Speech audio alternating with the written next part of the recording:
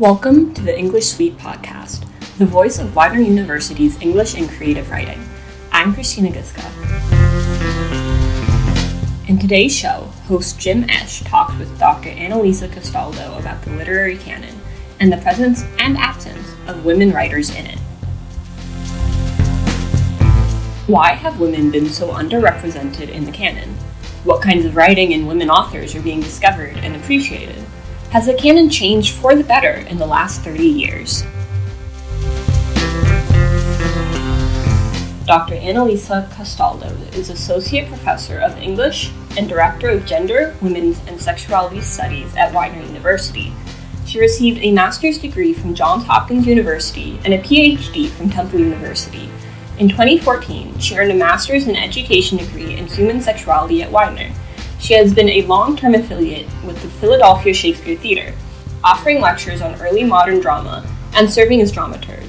She is currently working on a book about magic in early modern plays.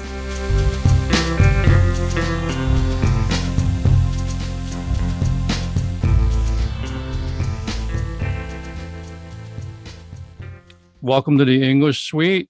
This is our second season, and for our first show, we are very thrilled to have Annalisa Castaldo, who's a professor at Widener in English, and your specialty is Shakespeare, Renaissance Lit, but you tell us.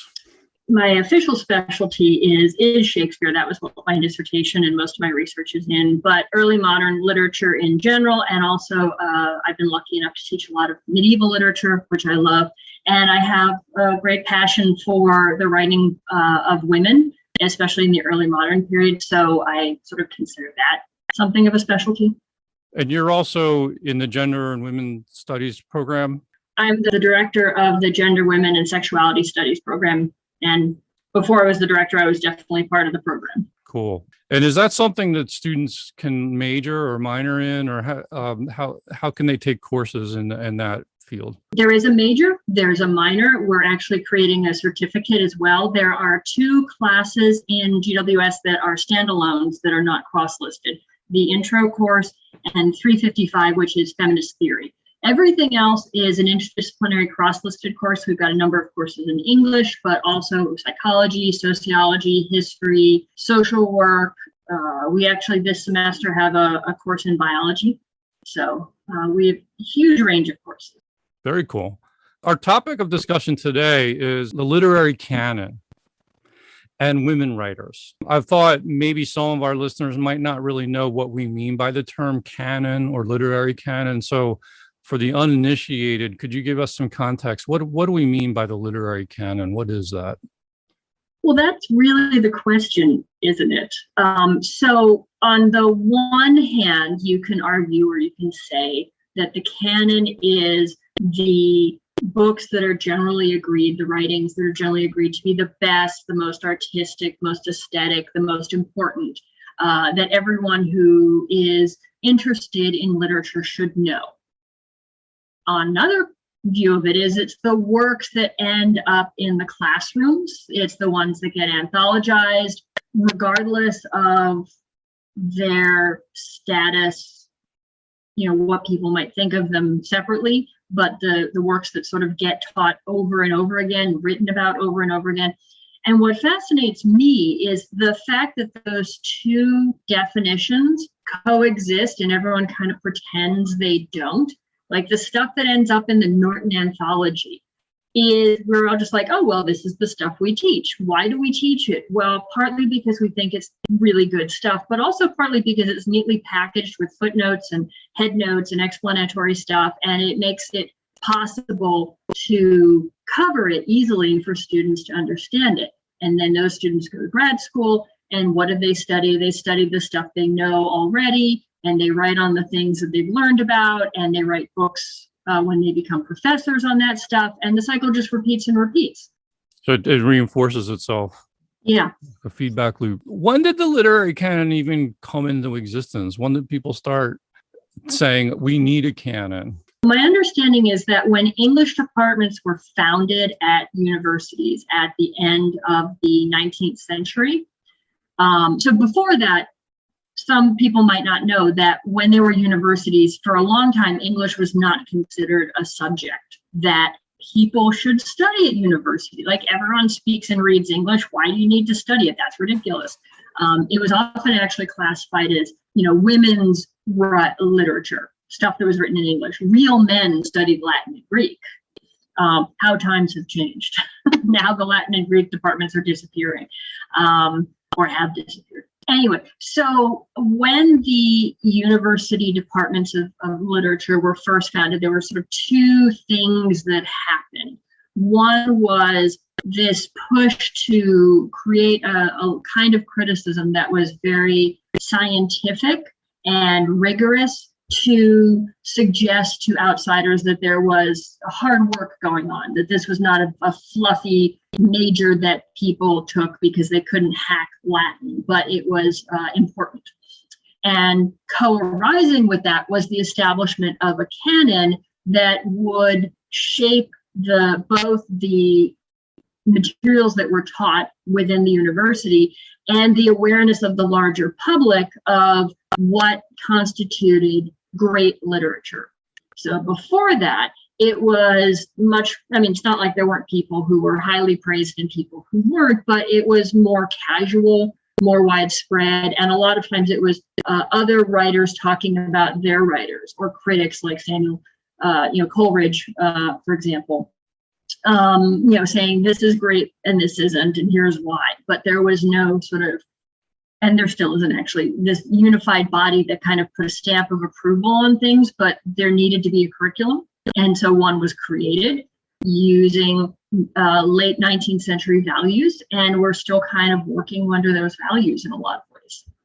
I want to float a theory past you too, before we get into the women writers angle. I'm thinking about what was going on in the publishing world in, let's say, the late 19th century, early 20th century, especially when paperback publishing became a thing. And it seems to me, and this is just a pet theory of mine, that maybe it seemed like a lot of publishers were starting to brand old texts as classics. Like, we've got the Penguin Classics, we've got the Oxford World Classics, Everyman Classics. And was one of the reasons for that maybe because those were written by dead people that they didn't have to pay royalties to, and it was kind of easy to sort of regurgitate that content and put it out there? But then when we have to make people feel like it's worth their while to read it, so we'll call them classics. Yeah, so I think you're absolutely right. And I think the use of the word classic is designed to link these older English works to the Greek and Roman classics that have, long stood the test of time. I also think that you're absolutely right. Like, universities didn't create the curriculum on their own. Part of what happened is the advent of paperback publishing, which especially during World War I and World War II, but especially World War II, exploded sort of the reading of older texts, because these texts could be, as you said, published really cheaply because there were no authors to pay royalties to. And because the soldiers were reading books because they didn't have anything else to do during their downtime. And then when they came back, and this is later in the 20th century, of course, but when they came back, the GI Bill in America opened up college to a lot more people than had previously been at the universities. And so the curriculum started to expand. English departments started to bring in more recent works, but there was already this sort of foundation of what a canon should be, and it's mostly like old and stood the test of time, and we've all admired this for decades, and that sort of thing. Right. There's so much more we could say about that. Like that, we should probably bring Matthew Arnold into the discussion, and how new criticism. Yeah, like we've got to educate the unwashed and tell them what they should be reading. Like, this is good medicine for you, and this will help you become cultured, and all that kind of stuff. But we'll save that for another time, because that's like a whole nother show probably. But I wanted to focus on women writers. And so I think it's fair to say that women writers have been underrepresented in the canon over the years. So my question to you is, why is that the case? Is it the fact that women weren't writing, weren't allowed to write? The kinds of writing they were doing was frowned upon or dismissed? Some combination of all of the above? Yes, so there are a bunch of factors.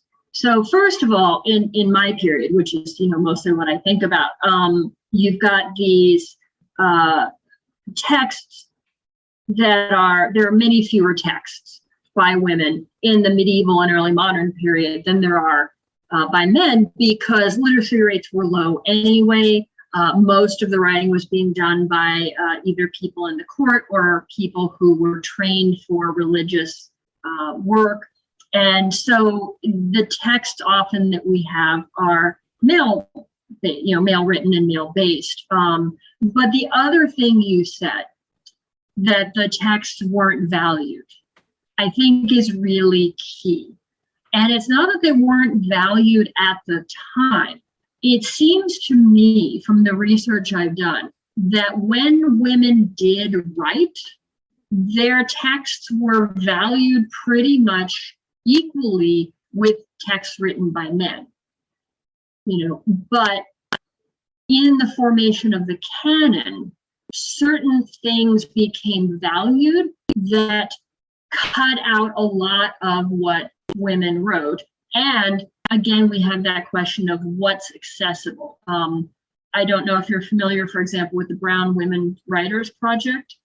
We don't actually need it anymore, which is awesome. But in the 80s, at Brown University, there was a project to recover texts by women from pre-1800, things that had never been edited, never been published as a modern text, that were still in existence in manuscript in a library or an archive somewhere.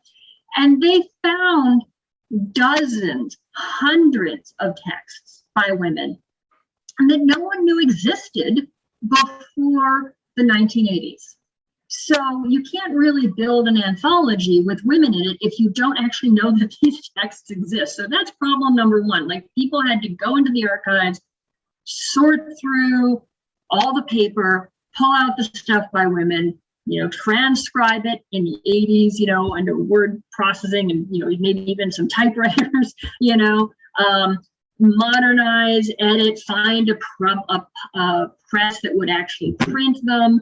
Then there could be sort of an awareness that they existed in order for the editors like Harold Abrams and Stephen Greenblatt to actually say, well, we should include these things. So that was problem number one, just getting the texts into the public.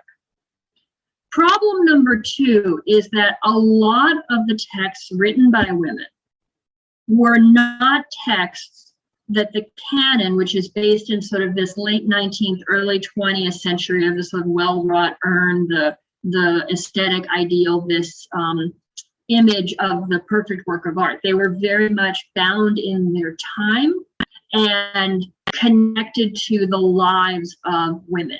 And I wanted to actually talk about a specific kind of text. And I wanted to start out before that with most of the people listening to this probably know Virginia Woolf's famous piece about a room of one's own and Judith Shakespeare and why women in this period couldn't write. And I wanted to just quickly read this thing she wrote about Shakespeare, who of course never gets questioned as a great author. Like, since the publishing of the first folio in 1623, no one has doubted Shakespeare is a great author, and I'm not going to say he is either. But listen to what Virginia Woolf writes about what makes Shakespeare great. She says, "We say that we know nothing about Shakespeare's state of mind. Even as we say that, we are saying something about Shakespeare's state of mind. We are not held up by some revelation which reminds us of the writer. All desire to protest, to preach, to proclaim an injury, to pay off a score, to make the world the witness of some hardship or grievance, was fired out of him and consumed. Therefore, his poetry flows from him free and unimpeded. If ever a mind was incandescent, unimpeded, I thought, it was Shakespeare's mind." And so this idea that the personal, the petty, the day-to-day, the quotidian, the sort of personal revelation, that's not art. Art is the fire that has consumed the individual and creates something greater, right? This is a very, sort of new critic idea, very sort of modernist idea of literature. That's not the writing women did, but then it's not the writing most men did. And part of what's happened is, aside from a few cases like Shakespeare, we've gone back and sort of revised the texts we have to be like, this isn't really personal. This is actually universal. John Donne, for example, writes about his love for his wife, writes about sex, writes about his religious conversion. We don't claim that those are personal and petty. We think that they're doorways to a larger universe, to a great artistic claim, right? And we value that. But they're also just about his life. So there's this huge category of women's writing in the early modern period called mothers' legacies, which are things that women wrote while pregnant. So many women died in childbirth in the early modern period. It was a thing that women knew could happen. It was sort of an expected fear that they dealt with in various ways. And one of the ways women dealt with that is they would write mothers' legacies. They would write to their future children guides and prayers and letters and all kinds of information that they thought would stand in their place if they died in childbirth, that their children could look back at this and know not only that their mothers loved them, but use them as guides to become good moral people. There are dozens of these things. One, just as an example, Elizabeth Richardson wrote, she actually ended up having 10 children and dying of extreme old age. But she spent 40 years with every pregnancy sort of crafting and recrafting her mother's legacy. And then she published it, and it was a bestseller in the 17th century. 1645 is when it was published. A bestseller. People loved it. Have you heard of it? Has anyone heard of it? Has any part of it ever made it into an anthology or a classroom on medieval or early modern lit? No. Why? Because it's seen as too personal, too simplistic, too caught up in day-to-day, not artistic enough. She worked on it for 40 years. She revised the language over and over again because we have drafts that she kept in her library. It is a work of art. All of these things are works of art, but we reject them as being not artistic because they're not poetic or universal.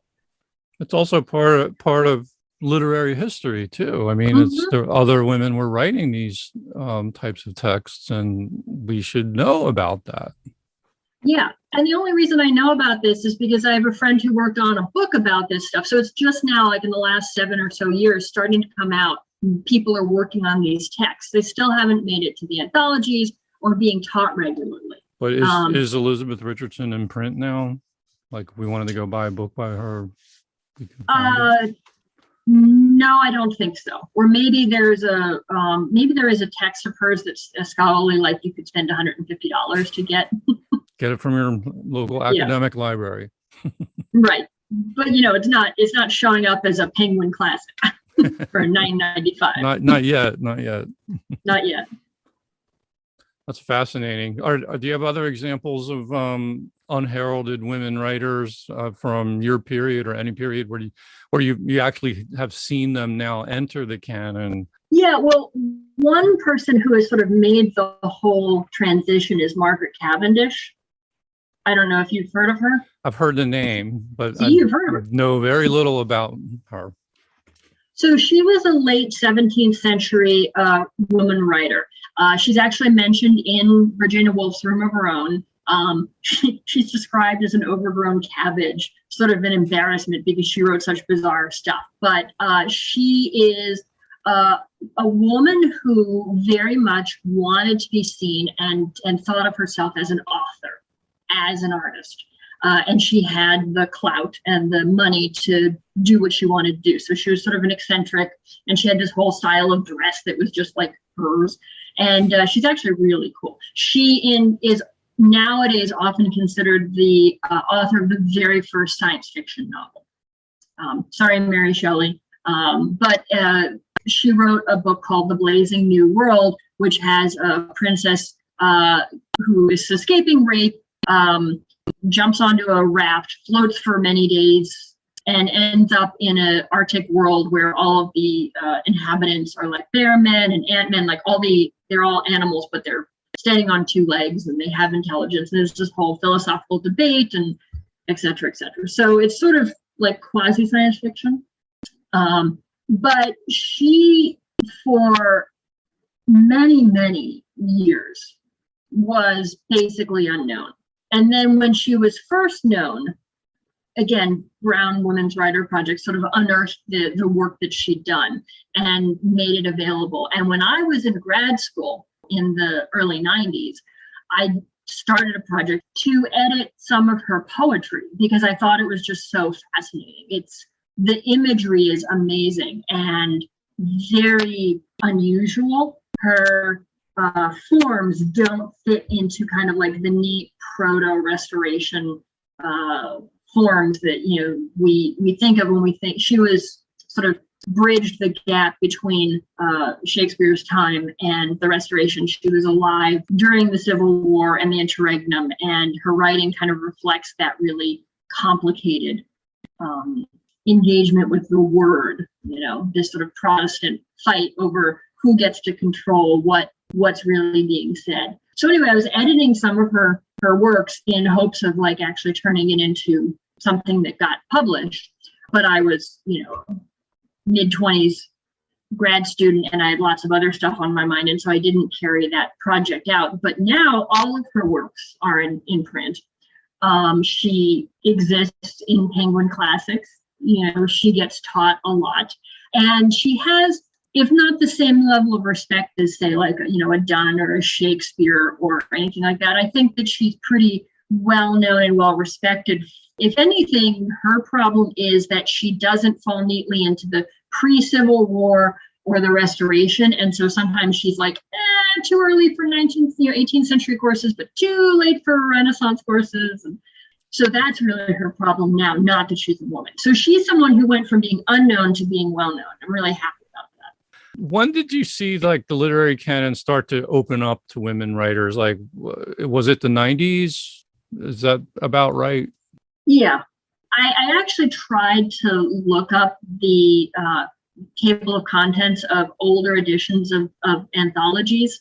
I couldn't find them online. I really wanted like the second and third edition, what they had in them. But I know that by, like the 8th and 9th edition, there was starting to be a move to put women writers in all of the different parts of the Norton Anthology. You got one there? I got my college 4th edition. 4th edition, awesome. Yeah, they've got that picture on there forever. So what's they put a woman on the front. Looks like Queen Elizabeth. Yep, that it is. Yep. You'll have to check the table of contents in here. Yeah.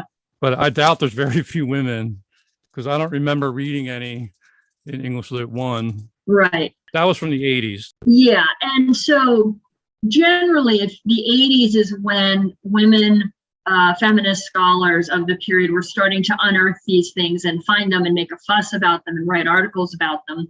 The 90s were when they started to enter the canon. And I think in the 2000s, we really get this idea that, I don't know if you've looked at a Norton anthology in the last couple of editions, but there's been a move to add in pieces that are not technically literature in its purest sense, in the sense of the Wolf piece that I read out, to include travel narratives and religious narratives and things that are more closely tied to the period's great cultural and philosophical debates. And in those pieces, a lot of times women show up. It's a place where something that is maybe not like the Mother's Legacies, although they haven't included any of those yet, but that's okay, maybe one day. Where you get things about like women in power or women in religion, because especially in the late early modern period in the first with the Protestant Reformation in in England in the 1530s and 40s, and then during the 1640s, there's a lot of women stepping up to say, if religion is all being held up to scrutiny and we're making these changes, why can't I preach? Yeah, there's that one Bible verse, but other things. So, for example, in the Middle Ages, I don't know when they added in Julian of Norwich and Margaret Cavendish, but they've been in anthologies for at least as far as early as the 8th. I'm not sure about before that. And they're medieval mystics, but they're just fascinating. And they're, Julian's writing especially is just incredible. I think her lyrical skill is almost unequaled in the period. I found one woman writer in the 4th edition of the Norton Anthology in my quick scan. I might have missed one, but her name was Anne Finch, Countess of Winchelsea. Mm-hmm. And her dates are 1661 to 1720. That's ridiculous. So no Julian of Norwich, no Margery Kemp, no Marie de France, no Christine de Pizan, no Isabel Whitley. No, they're not showing up in the 4th edition. Mary Sidney, Mary Roth, Mary Carey. There are a lot of Marys. Okay. See, and it might be simply because these texts had not actually yet been unearthed to and made available to be anthologized. Or they might be because people didn't think what these women were writing. No Catherine Phillips even? Really? No.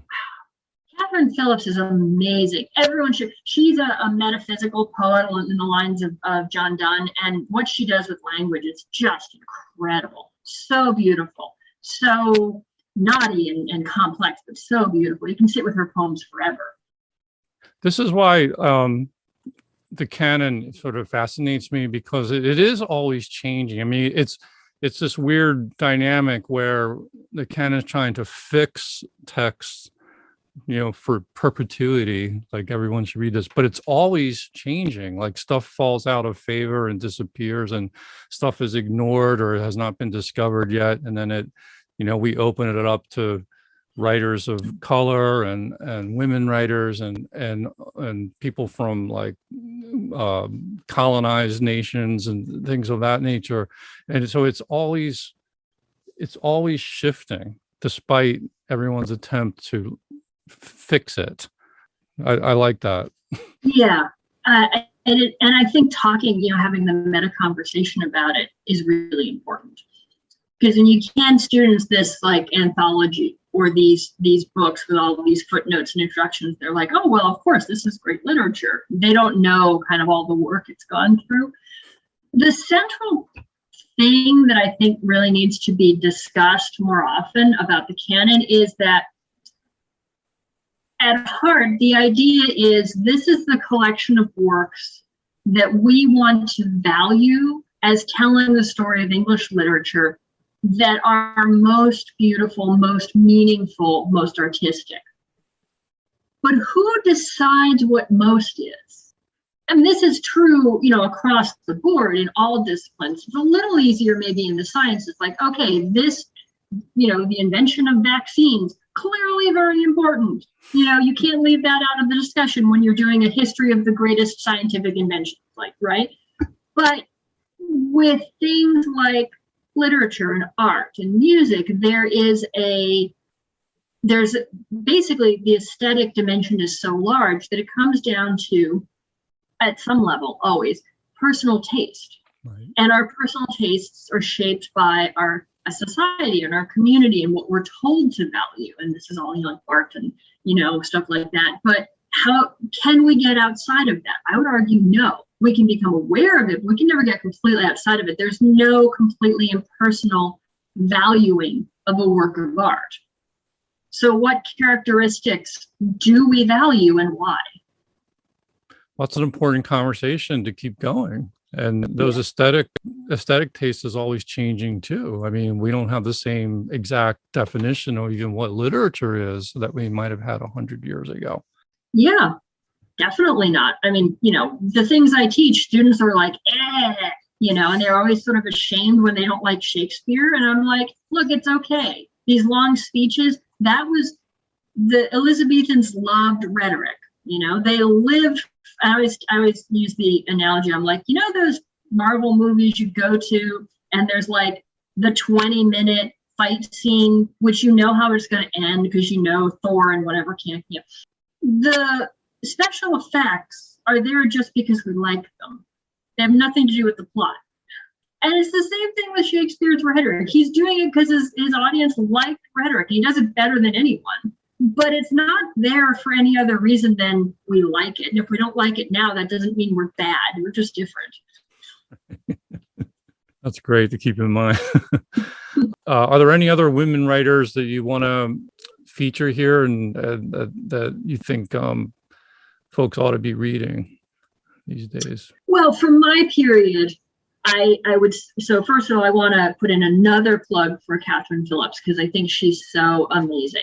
And I think everyone should read her. And she died young. She got smallpox and died, I think in her 30s. Now I can't remember, which is sad. But anyway, so she's really, really amazing. If you want to go earlier, Marie de France wrote just some incredible Arthurian lays and fables, and they're just wonderful. Yeah, she does really interesting things with gender and normativity and magic and stuff like that. It's really fun. And then this is actually not we don't know if it's a piece by a woman. And it's actually in French, not English. But when I teach medieval lit, I include France because England and France were part of the Angevin Empire together. And there was cultural trade back and forth for centuries. But there's this amazing text I found last year called Silence, which is a medieval romance about, and it's set in England, it's set in Cornwall, about a girl who is raised as a boy because the king of Cornwall has declared that women cannot inherit. And so she's raised as a boy. Her name is Silence. And it is the most amazing, it's just sort of, well, not just, it was first done in 92, but the translation and modern edition, but it's this 13th century story of a woman who's basically transgender. The poet goes back and forth with he and she pronouns depending on the time. Silence themselves, I'm going to say, debates whether or not they want to be male or female because of the different roles and what value being male versus being female is. And it has sort of a conventional ending. But through most of the story, Silence is the best knight in the world. And no one knows they have a female body and they reject being female. And it's awesome. It's such a great story. I taught it last year and the students loved it. It's just, so I think people should go find that out. Well, what we'll do is we'll share some of these authors in our show description. One last question. This is just a broader question. What's on your bookshelf? What have you been reading lately? Anything that you want to recommend or that you've enjoyed in your summer reading? The thing I just read most recently, which I really loved, was a book called A Psalm for the Wild Built by Becky Chambers. It's a very skinny little book. And it just came out, and it's basically the world has, or maybe it's not our world, maybe it's a world like our world, but anyway, the world has returned to sort of a very agrarian, people have turned away from technology, and it's this very sort of simple world after the robots woke up and realized that they were being enslaved, and they just sort of walked off the job. And this character, Dex, just goes off on an adventure, and a robot appears out of the wilderness and says, "Here to ask a question. What do humans need?" And it's just this very soothing, gentle story about what we need. And then also, I like to recommend anything by River Solomon, who is a wonderful science fiction writer, sort of mixes gothic horror, sci-fi, race, gender. They have, I think, 3 books out now. And I just think they're wonderful. Thanks for those recommendations, and we'll include those names, I hope, in the show notes too. All right. Cool. I really enjoyed talking to you. I hope we get you back on the podcast again soon.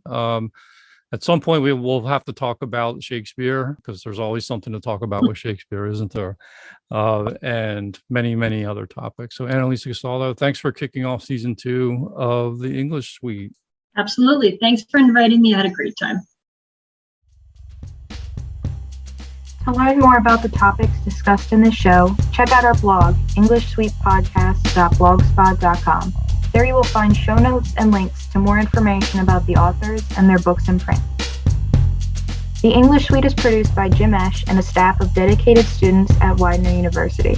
Contributors to today's show include writers and editors Shpresa Imarai and Sienna Bowers, and voiceover specialists Christina Giska and Gabby Norris. The music was written and produced by Jim Esch.